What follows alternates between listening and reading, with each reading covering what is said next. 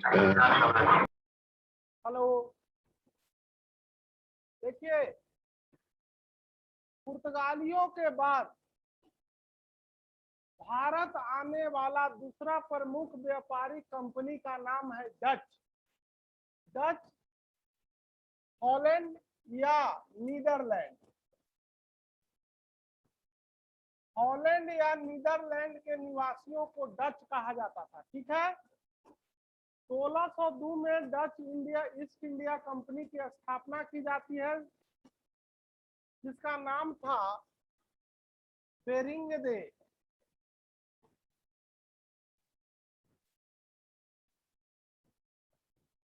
End से ओस्ट company. Dutch East India company को किस नाम से जाना गया? बेरिंगदे इंड से ओस्ट company, Dutch East India company की स्थापना 1602। ठीक है। अब आते हैं 1605।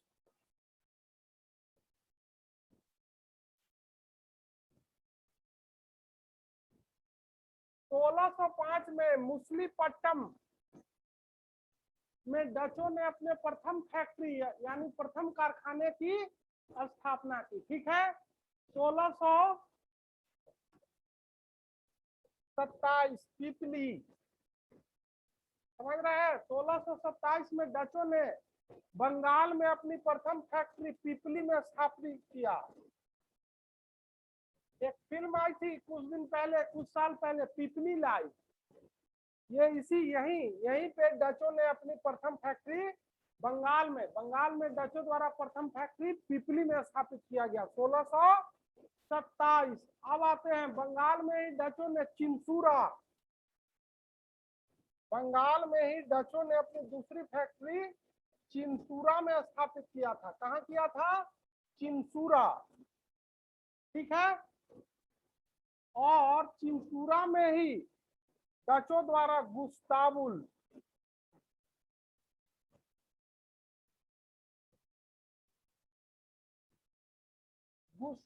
किले की स्थापना की गई थी चिंसूरा में।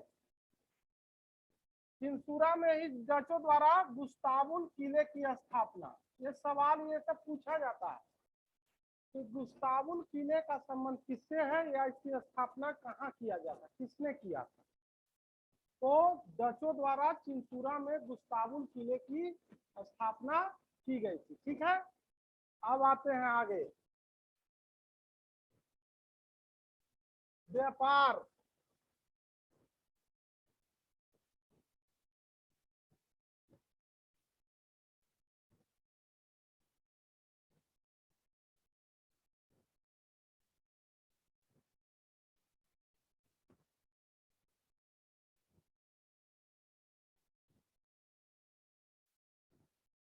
यहाँ आप लोग देखिएगा, डच लोग भारत से मुख्यतया सूती वस्त्र, नील और सोरा, सूती वस्त्र, नील और सोरा का व्यापार करते थे। ठीक है। एक चीज गौर कीजिएगा कि भारत से सूती वस्त्रों के व्यापार को, सर सोरा क्या होता है? सोरा का प्रयोग बारूद बनाने में होता है।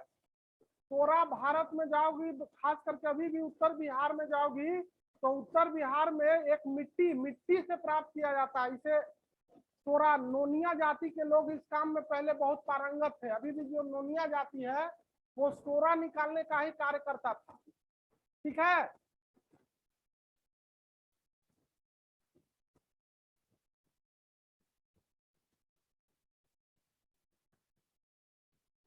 सत्रह सौ 59 बेदरा का युद्ध।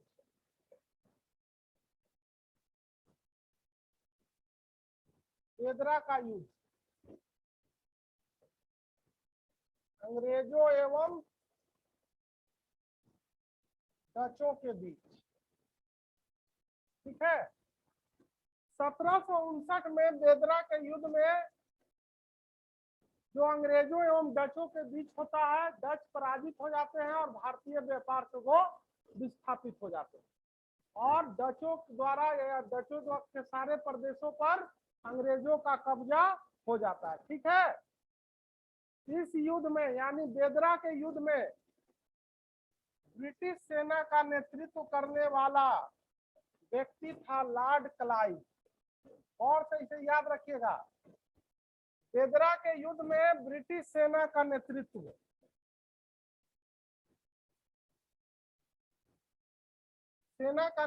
जो किया था उसका नाम था लॉर्ड क्लाइव। आगे चलकर लॉर्ड क्लाइव के विषय में और भी जानकारी आपको मिलेगी। भारत में ब्रिटिश सत्ता की स्थापना में यह एक प्रकार का हीरो था। भारत में इसे ब्रिटिश सत्ता की स्थापना में इसका योगदान काफी महत्वपूर्ण था। आगे आप लोग देखिएगा, ठीक है। तो डच भारत से अंग्रेजों द्वारा विस्थापित कर दिए जाते हैं। यहाँ पे गौर कीजिएगा, डचों ने भी भारत में एक सिक्के का प्रचलन करवाया था, सोने के एक सिक्के का। उसका नाम था पैगोडा। पैगोडा सिक्का सोने का, डचों के द्वारा। यानी भारत में पैगोडा नामक सिक्का का प्रचलन डचों ने करवाया था, जो सोने का था। ठीक है, अब आते हैं हम लोग आगे।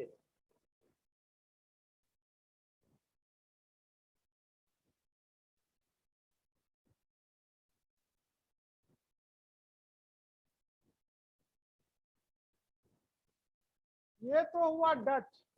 तो पुर्तगाली और डच के विषय में आप लोग पढ़ लिए। अब डच के बाद जो यूरोपीय कंपनी भारत आता है उसका नाम है अंग्रेज या ब्रिटिश,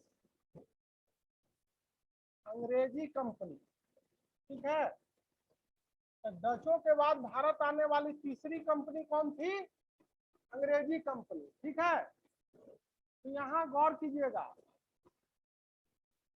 जॉन मिल्डन हॉल।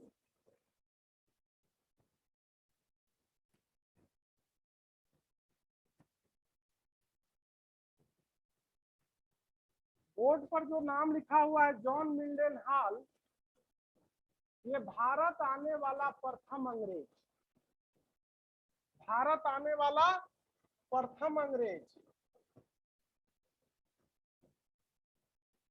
ये थल मार्ग अर्थात जमीन के रास्ते भारत आया था। थल मार्ग से भारत आने वाला प्रथम अंग्रेज था जॉन मिल्डन हॉल। ठीक है, अगला 1599 ईस्वी ईस्ट इंडिया कंपनी की स्थापना।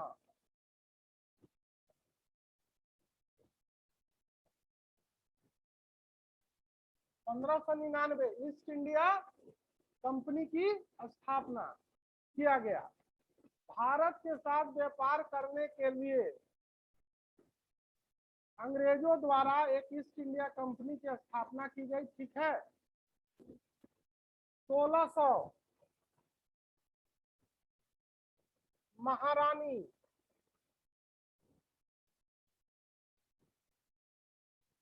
एलिजाबेथ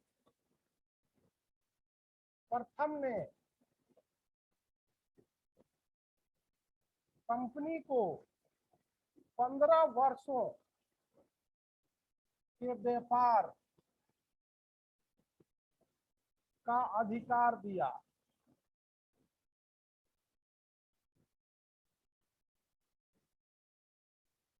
और कीजिएगा, 1600 ईस्वी में ब्रिटेन की तत्कालीन महारानी एलिजाबेथ प्रथम ने कंपनी को भारत के साथ 15 वर्षों के व्यापार का अधिकार पत्र, जिसे हम चार्टर के नाम से जानते हैं, दिया। ठीक है, अब आते हैं 1608।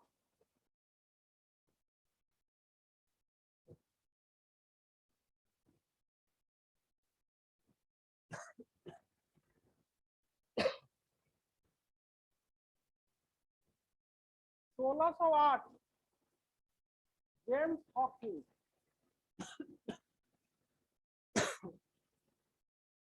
जेम्स हॉकिंस, जेम्स प्रथम जो था, ब्रिटिश सम्राट जेम्स प्रथम का दूत था जेम्स हॉकिंस। वो जहांगीर के दरबार में आता है। आने का उद्देश्य व्यापारिक एकाधिकार प्राप्त करना। ठीक है, वो जहांगीर के आगरा के दरबार में उपस्थित होता है। वो काफी योग्य एवं विद्वान था। जहांगीर उसकी विद्वता से प्रभावित होकर उसे अपना 400 का एक मनसब भी देता है। और ठीक है, उसके बाद 1615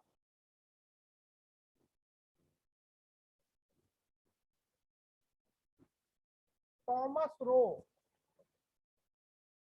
ये था हॉकिंस। पहला व्यक्ति जो मुगल शासक जहांगीर के दरबार में आया था उसका नाम था हॉकिंस। दूसरा 1615 में थॉमस रो आया, वो जहांगीर के अजमेर के दरबार में उपस्थित हुआ, अजमेर। ठीक है, 1608 सूरत में अंग्रेजों की पहली फैक्ट्री, सूरत में अंग्रेजों की पहली फैक्ट्री।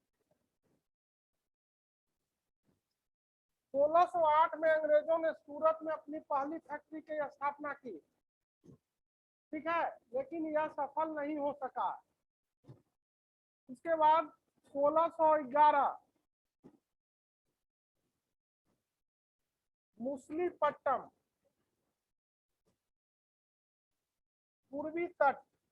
मुसलीपट्टम जो है वर्तमान में एक बंदरगाह है जो पूर्वी तट पर है। अंग्रेजों ने दूसरी फैक्ट्री स्थापित की। अंग्रेजों ने अपनी दूसरी फैक्ट्री की स्थापना मुसलीपट्टम में किया। ठीक है,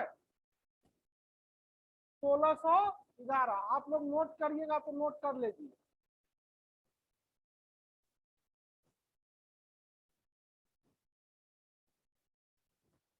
1632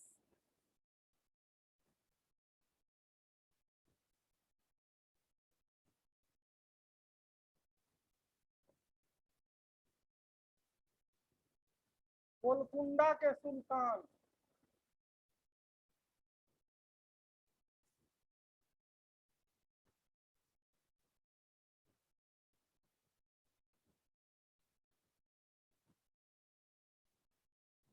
सुनहरा फरमान प्राप्त किया।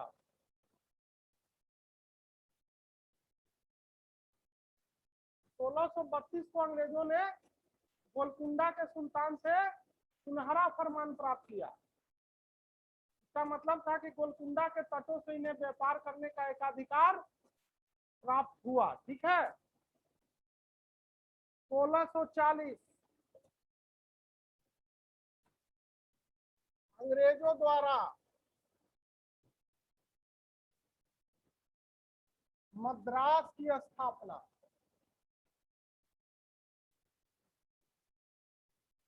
1640 में अंग्रेजों ने मद्रास की स्थापना की और इस मद्रास के संस्थापक, मद्रास में इन्होंने पहली Saint Fort George, Saint Fort George किले की स्थापना की।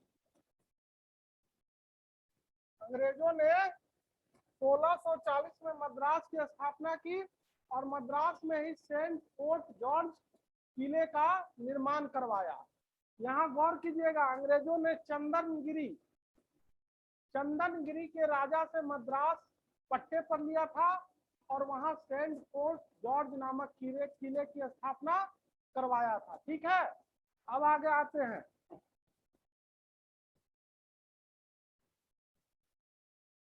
1661 चार्ल्स द्वितीय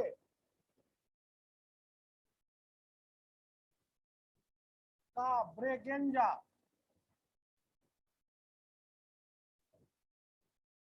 से विवाह। गौर कीजिएगा, 1661 में ब्रिटिश राजकुमार चार्ल्स द्वितीय का पुर्तगाली राजकुमारी ब्रेगेंजा से विवाह होता है और चार्ल्स द्वितीय को बंबई दहेज में मिलता है।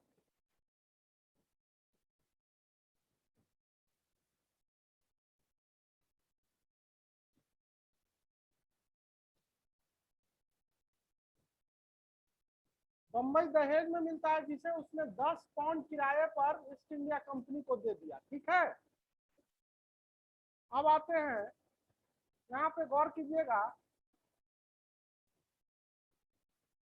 गेराल्ड ओंगियार,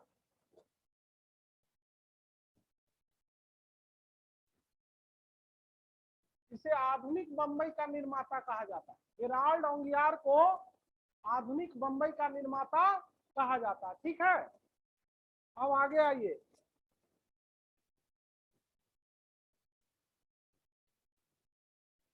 1651, 1651 में बंगाल के सूबेदार शाह शुजा ने 3000 रुपया वार्षिक कर के बदले अंग्रेजों को बंगाल से व्यापार करने की अनुमति प्रदान की।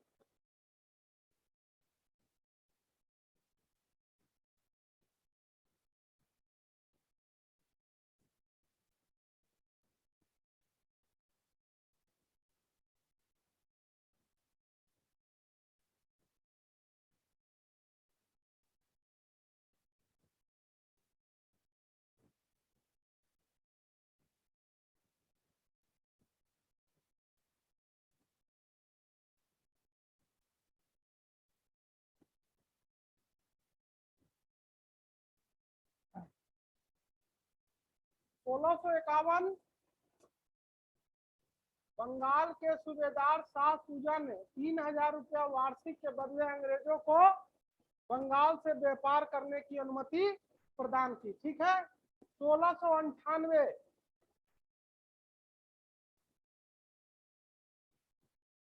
बंगाल के सूबेदार अजीमुल शान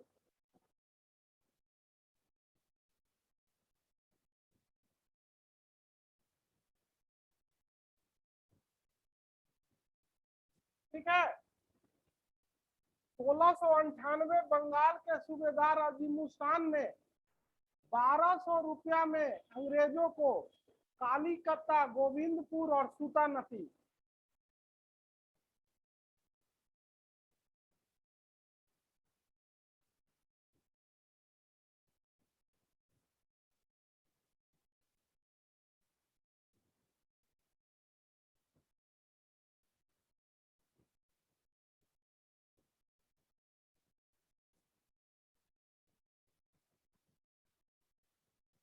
ठीक है, 1698 बंगाल के सूबेदार अजीमुल शान ने अंग्रेजों को 1200 रुपया मात्र में कालीकता, गोविंदपुर और सूतानती की जमींदारी दी। आगे चलकर अंग्रेजों ने यहीं पर कोलकाता की स्थापना की। आगे चलकर अंग्रेजों ने इसी जगह पे कोलकाता की स्थापना की। ठीक है,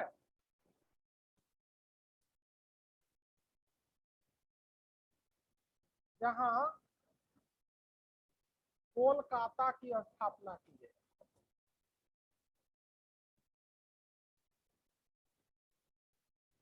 ठीक है,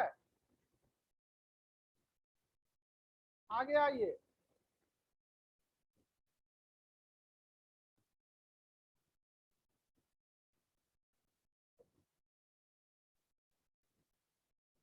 जॉब चारनाक,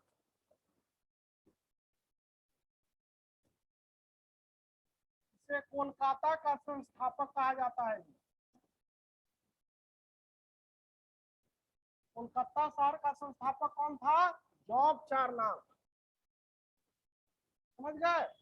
जॉब चारनाक नामक अंग्रेज पदाधिकारी ने कोलकाता शहर की स्थापना की। कहाँ किया? तो सूतानती, गोविंदपुर और सूतानती, कालीकता और गोविंदपुर की जो जमींदारी उन्हें मिली थी, ये पहले एक गांव था। इसी को मिलाकर कोलकाता शहर की स्थापना जॉब चारनाक के द्वारा किया गया। और इसी कोलकाता में अंग्रेजों ने फोर्ट विलियम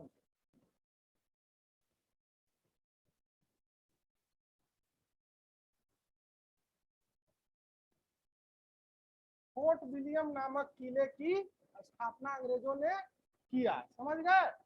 अब आइए, चार्ल्स आयर, यहाँ पर देखिएगा,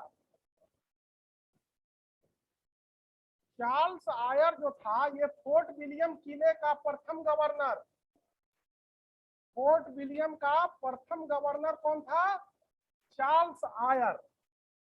नाम याद रखिएगा, चार्ल्स आयर फोर्ट विलियम का प्रथम गवर्नर था। ठीक है, अब आते हैं 1717।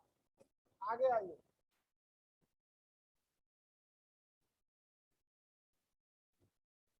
1717 मुगल सम्राट। क्या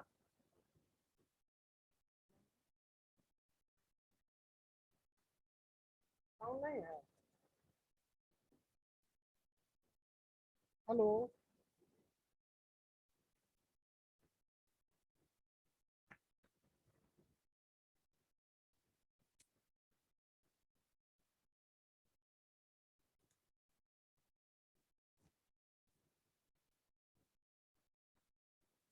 हेलो, हेलो, आवाज आ रही है आप लोगों को? Yes sir. ठीक है, आगे आइए। 1717। ठीक है,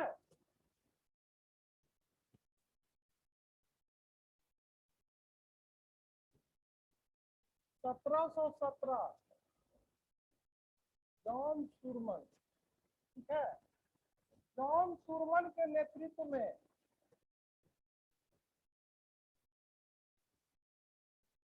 एक ब्रिटिश प्रतिनिधि मंडल फर्रुख सियर के दरबार में आता है। मुगल सम्राट फर्रुख सियर के दरबार में आता है। ठीक है, और कीजिएगा आप लोग। 1717 में जॉन सुरमन के नेतृत्व में एक ब्रिटिश प्रतिनिधि मंडल मुगल सम्राट फर्रुख सियर के दरबार में आता है।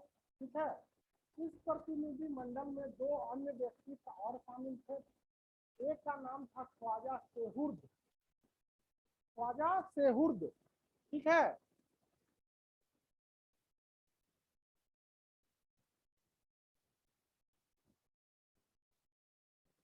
ख्वाजा सेहुर्द एक दुभाषिया था। दुभाषिया मतलब दोनों भाषाओं को जानता था। आप ये भारतीय भाषा और इंग्लिश भाषा दोनों जानता था। ये दोनों के बीच अर्थात ब्रिटिश प्रतिनिधि मंडल एवं मुगल सम्राट के बीच बातों को आदान प्रदान करवाता था ख्वाजा सेहुर्द। दूसरा था जॉन हैमिल्टन।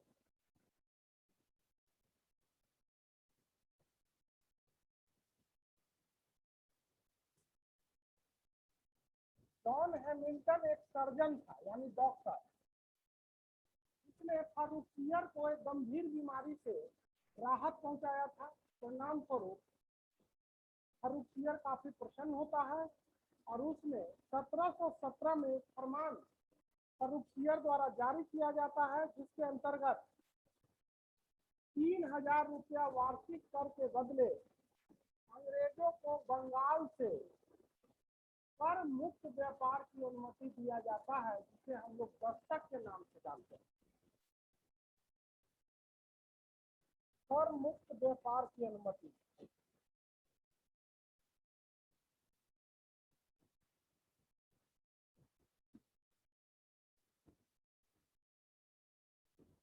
बंगाल से,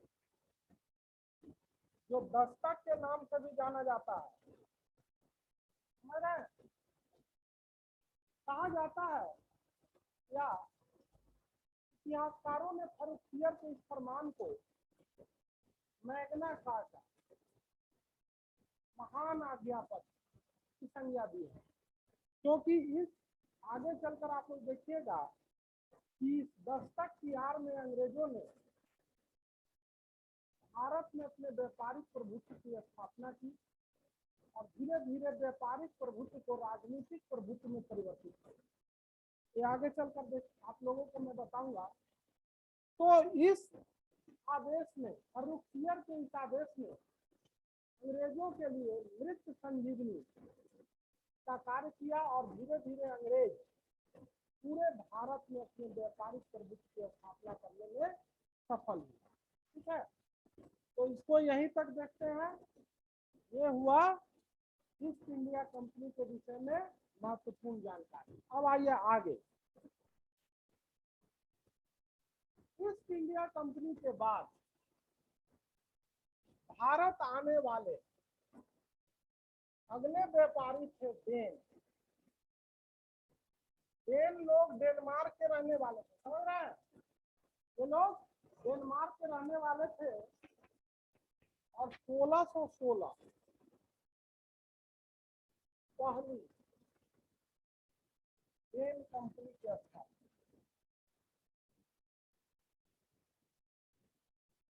1616 में डच ईस्ट इंडिया कंपनी की या डेन ईस्ट इंडिया कंपनी की स्थापना की गई। 1620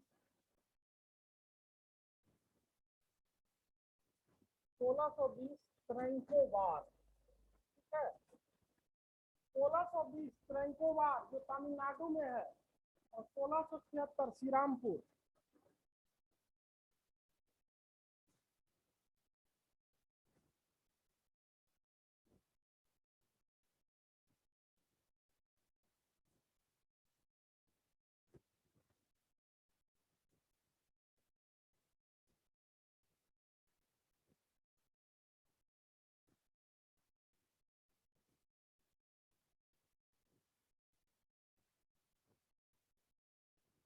डेन लोगों ने यानी डेन ईस्ट इंडिया कंपनी की स्थापना 1616 में।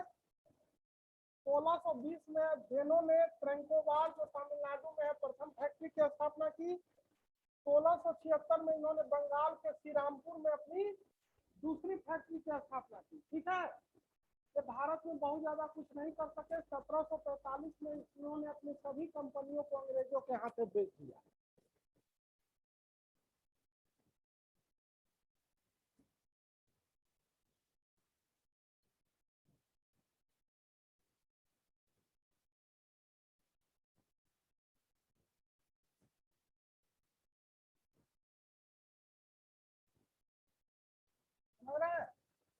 तो डेन 1745 में अपनी सारे फैक्ट्री को अंग्रेजों के हाथों से बेचकर भारत से चले जाते हैं। इस प्रकार भारत में डेनों का भी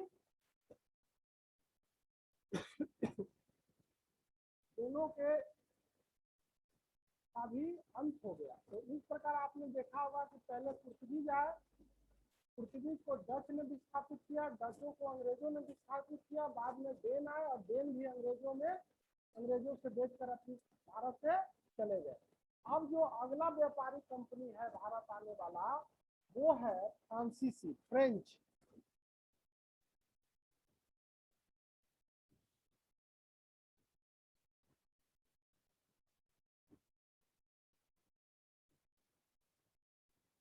फ्रेंच ईस्ट इंडिया कंपनी।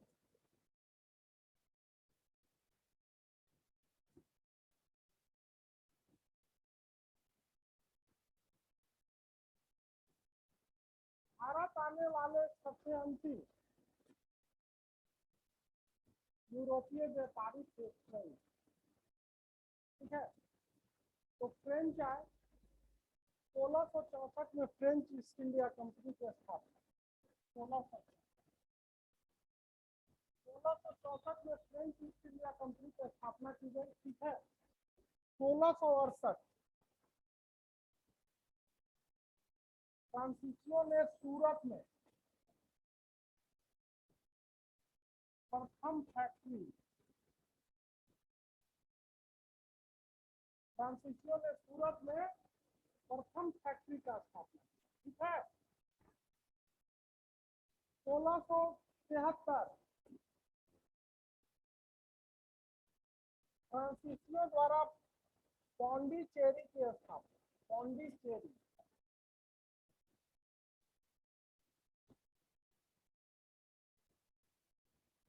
1673 में फ्रांसीसियों ने पौंडीचेरी की स्थापना की और फ्रांसीसियों ने बलिकोंडापुर के सूबेदार शेर खान लोधी से पुडुचेरी नामक एक गांव पट्टे पर लिया था और उसी जगह उन्होंने पौंडीचेरी की स्थापना की। तो बलिकोंडापुर के सूबेदार शेर खान लोधी से पुडुचेरी गांव तो पौंडीचेरी जो जहाँ स्थित है वहां पहले पुडुचेरी गाँव, समझ रहे हैं?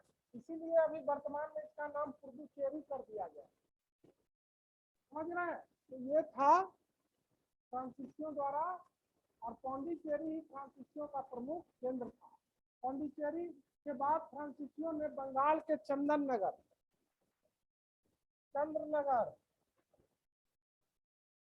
बंगाल में फैक्ट्री खोला।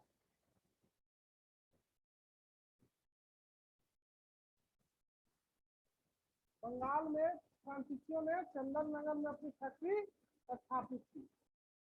तो यहाँ आपने देखा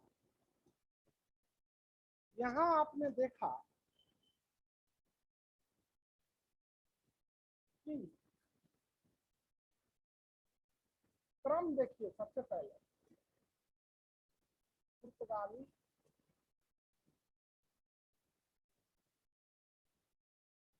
डच, अंग्रेज, डेन और फ्रेंच। भारत आने वाले यूरोपीय कंपनियों का ये क्रम है। पहले कौन है? पुर्तगाली। पुर्तगालियों को विस्थापित कर दिया डचों ने, ठीक है? डचों को विस्थापित कर दिया अंग्रेजों ने। अंग्रेज के बाद डेन आए, ये भी अंग्रेजों से अपनी कंपनी देखकर भारत से चले गए। और सबसे अंत में फ्रेंच आए। और इस प्रकार भारत में अंग्रेजों और फ्रांसीसियों के बीच एक जबरदस्त व्यापारिक प्रतिस्पर्धा की शुरुआत हुई, ठीक है? और यह व्यापारिक प्रतिस्पर्धा बाद में जबरदस्त सैनिक संघर्ष में रूपांतरित होता है, और अंततः इस संघर्ष में अंग्रेजों की विजय होती है, और अंग्रेज भारत के प्रमुख यूरोपीय शक्ति के रूप में स्थापित होते हैं। और उसके बाद अंग्रेज यूरोपीय प्रतिद्वंदिता को समाप्त करके भारत की राजनीति में उनका सक्रिय हस्तक्षेप शुरू होता है, और धीरे धीरे वो भारत के क्षेत्रीय राज्यों को परास्त कर भारत पर अपना राजनीतिक प्रभुत्व की स्थापना करने में सफल होते हैं। तो इसके बाद हम आप लोगों को भारत में अंग्रेजों और फ्रांसीसियों के बीच जो संघर्ष होता है, इसे अंग्रेज फ्रेंच संघर्ष के विषय में बताएंगे।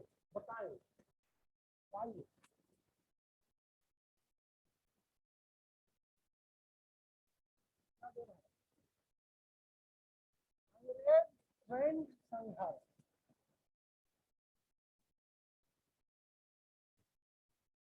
कारण व्यापारिक प्रतिस्पर्धा में राजनीतिक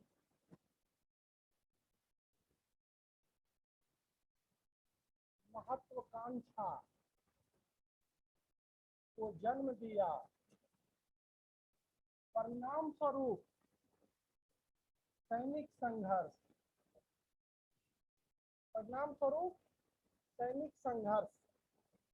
जिसे हम कर्नाटक युद्ध के नाम से जानते हैं, ठीक है? बोर्ड पर गौर कीजिए। भारत में अंग्रेज फ्रेंच संघर्ष की शुरुआत का कारण क्या था? क्यों आखिर ये दोनों शक्तियां आपस में टकराई?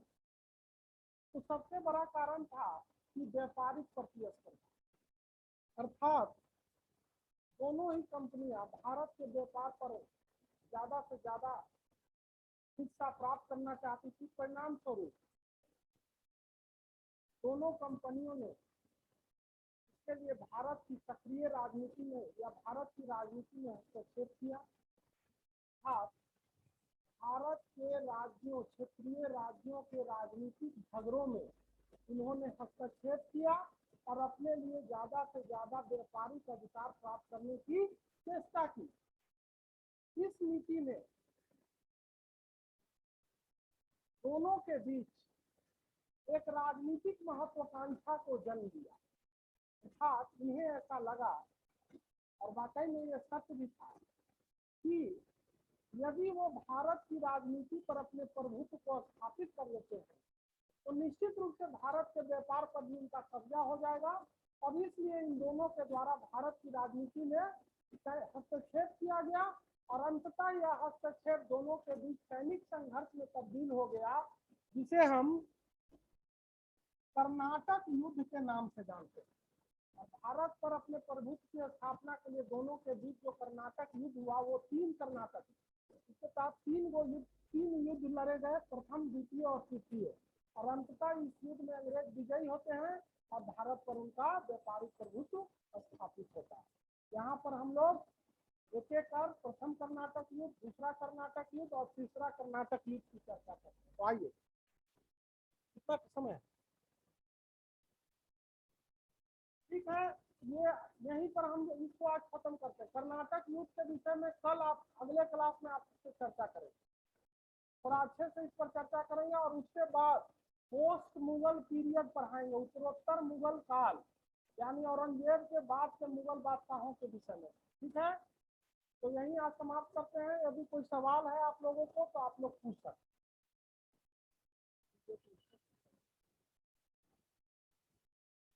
अरे क्या बताए थे आधुनिक बॉम्बे के निर्माता? क्या क्या बोल रही है? Hello hello hello,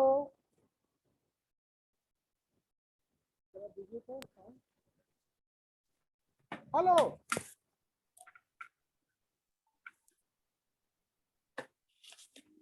hello, sir क्या बताए थे आधुनिक बॉम्बे के निर्माता? किसका क्वेश्चन? आधुनिक बॉम्बे का निर्माता। ओ, एक सेकंड। आधुनिक बॉम्बे का निर्माता हाँ सर। किरोल डोंगियार।